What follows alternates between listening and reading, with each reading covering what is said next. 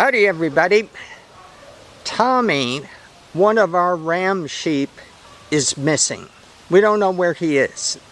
We spent half the day yesterday looking for him around the farm. We can't find him. He was in an altercation with Junior the day before because Kathy is in heat, and that's what male sheep do. It's called rutting. They fight each other to see who's going to be the one who mates. And then after that episode of rutting, Tommy just kind of disappeared, and we haven't seen him since. This is the second day that he's been missing, and the farm is not huge. It's 8.5 acres, but there's a lot of biomass here, so there's plenty of food for him. There's plenty of water sources for him, so we're not worried in that respect. We just don't know where he is. So I'm going to go out here again and check in some areas where we've already looked, but maybe we missed something. We've had a lot of rain in the past few days. Yesterday it rained a huge amount. So I thought I'd come and take you and show you the swales. While I'm searching for Tommy, this is the south forest of the property. This used to be completely barren when we first moved here, and look at it now. You can see how the water's accumulated here. We even have moving water, so there's more coming down from up higher. Here is a little mini pond that always forms when we get major rains. Doesn't last very long because we don't have the type of clay here that is amenable to creating an actual pond. But as you can see, there's a bank of sand there. I come and mine this and I mix it with the compost that I make. So I'm going to come up here. You can see how saturated the ground is. And there's no sign of Tommy so far.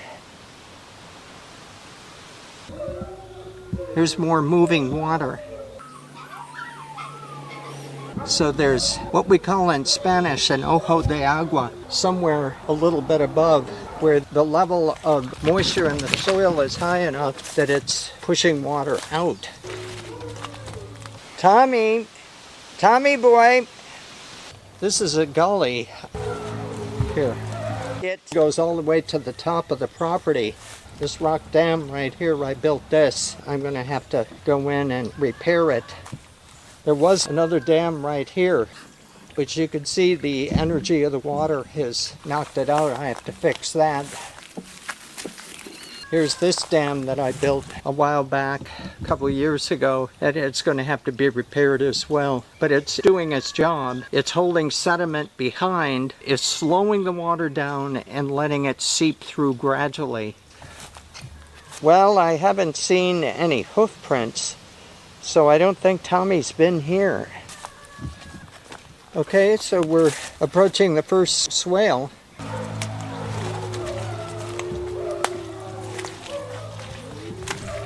Going all the way back to that huge tree there. And that's what is called the guanacaste. You can't see all the water because there's foliage that's grown over there, but it's all full of water.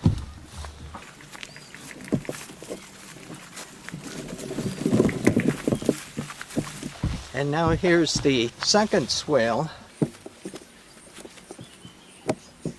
And it's going to go all the way down through. This is a little too wide for me to jump with the camera, and I don't want to fall with the camera, so I'm going to go around this way.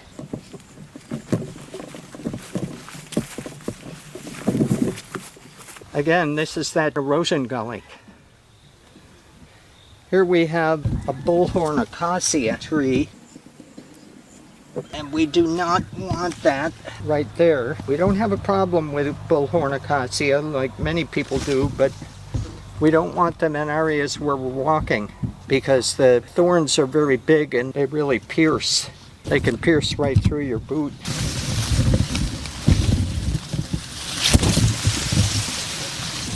You can see the swale there, full of water. And all this is switchgrass.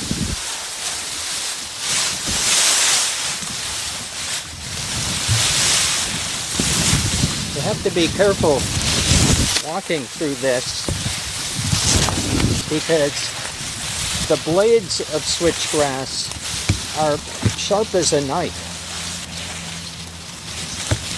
If they just kind of graze across your face, they'll cut your face. And then you'll typically wind up with an allergic response to that. It'll swell up like a mosquito bite. And so you have to learn to be slow. Take things slow and steady. Here's swale number 2 still. We're on the other side of it now.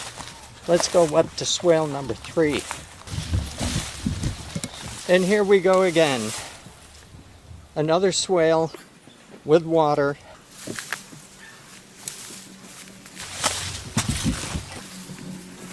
And it's difficult to see because there's so much grass going over the top, but that goes all the way down as well.